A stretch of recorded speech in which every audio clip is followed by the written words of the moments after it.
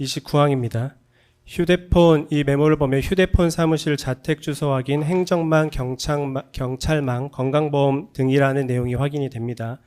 이 내용은 포근형 위반자를 앞서 최우선적으로 검거하기 위해서는 체포 대상자의 휴대폰 사무실 자택 주소 등을 행정망, 경찰망, 건강보험 등을 통해 확인해야 된다는 의미를 보이는데 맞습니까? 재판장님, 저는 이 자리에 증인으로 나왔지 제가 피고인으로서 나와 있는 자리가 아니기 때문에 이런 질문은 좀 대단히 부적절하다고 생각합니다. 그럴 때는 아까 말씀하신 것처럼 네, 뭐 형사 사건이랑 관련 있는 문제는 증언 거부하실 수 있습니다. 네, 증언 거부합니다.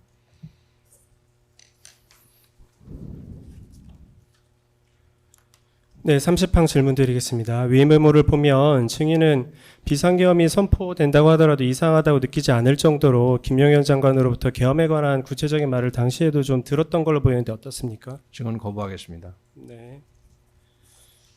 다음으로는 여인영의 기록 순번 649번에 있는 메모 중에 10월 27일 19시 33분 37분경 메모를 제시하겠습니다.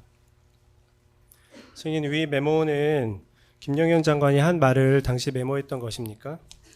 이것도 마찬가지로 동일한 사유로 증언을 거부합니다. 이 메모야말로 조각조각 나 있는 것 중에 하나라고 저는 개인적으로 그렇게 생각하고 그렇게 기억하고 있습니다. 네. 군인이 쓴 메모에 저것이 있는 것이 도대체 뭐가 이상한 거죠? 아니, 이상하다고 더군다나 말씀드리는 거 아닙니다. 저는 합동 그 방첩 사령관으로서 전시 임무가 합수본부장 임무를 수행하게 돼 있습니다. 그런 사람이 저기서 써 있는 저게 도대체 뭐가 이상하다는 겁니까?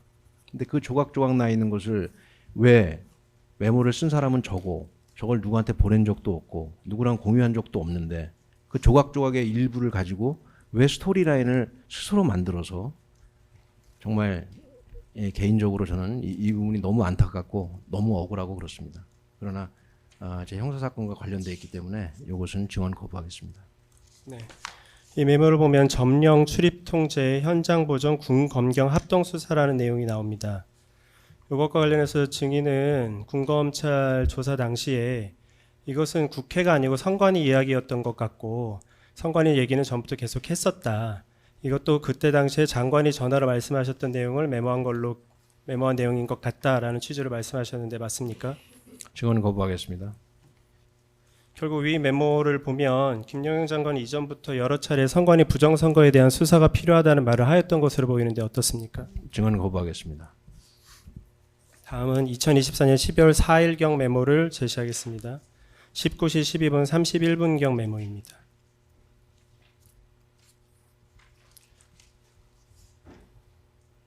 이 메모를 보면 김현지 강 위원, 정진상, 이석기에 관한 이름이 기재되어 있습니다. 이들 이름이 기재된 이유는 무엇입니까? 이것도 마찬가지로 증언 거부하겠고요. 제가 한 가지만 말씀드리면 저는 저 강위원이라는 사람이 강 무슨 뭐 혁신위원 뭐 그런 건 줄 알고 썼는데 이제 들었기 때문에 그렇게 썼죠. 근데 나중에 알고 보니까 저게 진짜 이름이더라고요. 그 정도로 그냥 아무 생각 없이 그냥 받아 적었다가 잠깐 지우고 뭐 그런 거에 불과하다는 말씀을 드린 것입니다. 증인은 군검찰 조사 당시에 이 이름에 대해서 장관이 문제가 있는 사람들이라고 이야기했던 사람들의 이름을 적어 놓은 것이다 라고 했고 이것도 장관님으로부터 전화로 들었던 것 같다 라는 말씀을 하셨습니다.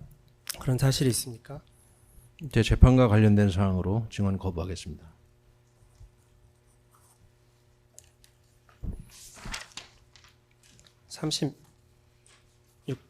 항 질문 드리겠습니다. 다음으로 같은 날 19시 48분 45분경 메모입니다.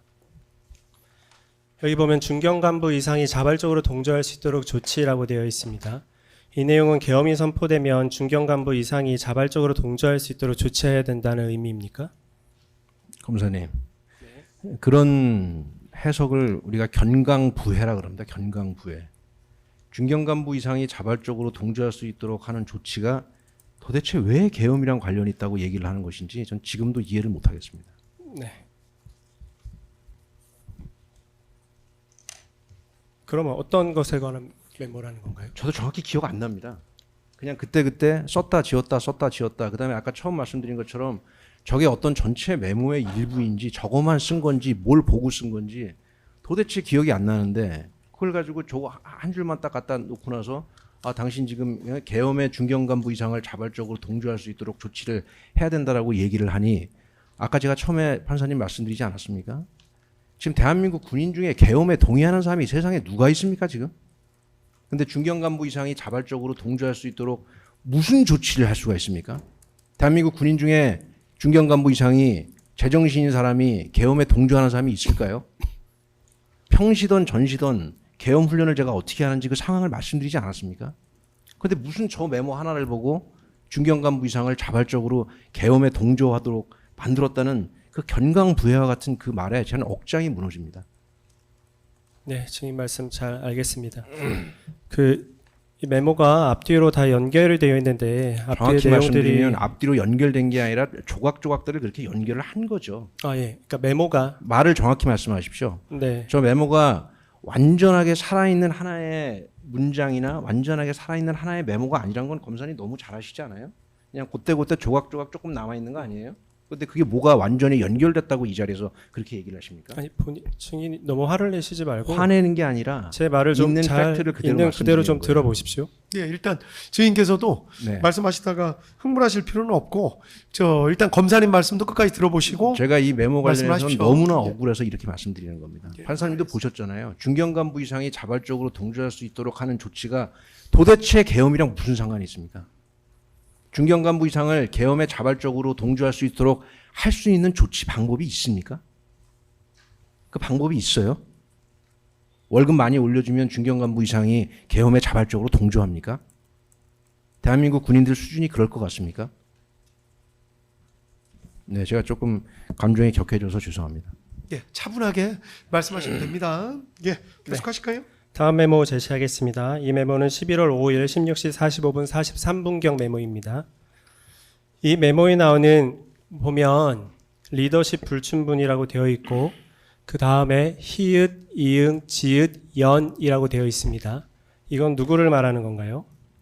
이것도 마찬가지로 제 형사재판과 관련돼 있는 사항이기 때문에 증언을 거부하고요.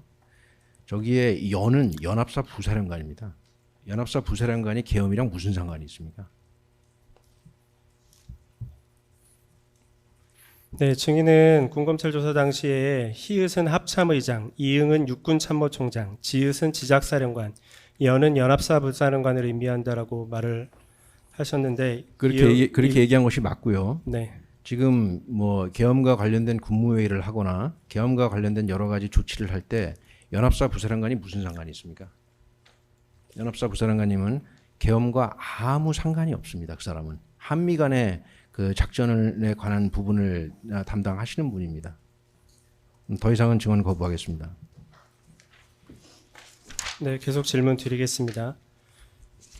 그 증인은 군검찰 조사 당시에 11월 6일은 장관 집무실에서 대면 보고를 해야 하는 날이었는데 그때 대면 보고 때 계엄에 관해서 또 얘기가 나오면 반대의 의견을 말하기 위해서 적은 메모라고 본인이 진술하신 적이 있습니다. 11월 6일 날 장관님께 계획되어 있는 대면 보고 시에 계엄이 불가능하다는 얘기를 제가 분명히 말씀드렸고 그걸 어떻게 얘기를 해야 되나 혹시라도 그런 얘기가 나오면 그것을 어떻게 말씀을 해야 되나라는 것을 혼자 생각하면서 그냥 끄적끄적거린 메모 중에 일부인 것 같습니다. 제가 볼 때는 그 정도로 기억이 날 뿐입니다. 네네. 그래서 당시 군검찰 조사 당시에 계엄을 하기 위해서는 이러한 군 수뇌부에 대한 교체가 필요하다. 교체를 근데 바로 하는 게 불가능하지 않냐 이런 맥락에서 기재한 거라고 진술하신 적이 있는데 맞습니까? 이것은 제 재판이 아니기 때문에 제가 이 부분에 대해서 자세히 말씀드리지 않겠습니다. 증언 거부하겠습니다. 다음 메모를 제시하겠습니다. 11월 5일 22시 53분 35분경 다소 좀 긴 메모입니다. 이 메모 첫 번째 보면 지읒, 티읒, 시읒, 비읍의 공통된 의견임이라고 되어 있습니다. 그리고 밑에 사인은 각오하고 있음이라고 되어 있어서 위 이제 문자가 4명을 말하는 걸로 보입니다. 이 지읒, 티읒, 시읒, 비읍은 누구입니까? 이것도 이 자리에서 제가 앞서 말씀드린 것처럼 판사님 얼마든지 설명할 수 있습니다. 그러나 이것은 제가 오늘 증인으로 나온 이 재판의 취지와 맞지 않기 때문에 증언 거부하겠습니다. 증인은 군검찰 조사 당시에 지읒은 지작사령관, 티읕은 특수전사령관, 시읒은 수도방위사령관, 비읍은 방첩사령관을 의미하고 한다고 말을 했습니다. 사실입니까? 증언 거부하겠습니다. 여기 중간에 보시면 두 번째 짝대기에 이응을 신뢰할 수 없음하고 나오는데 이응이 육군참모총장이 맞습니까? 증언 거부하겠습니다. 그 짝대기 이응을 신뢰할 수 없음에 그 밑에 이제 점이라고 해서 4개의 점이 나오는데요. 그 바로 밑에 두 번째 점에 보면 강호의 살해 참고 고통스러운 과정이라고 되어 있습니다. 이때 강호가 강호필 장군을 말하는 게 맞습니까? 증언 거부하겠습니다.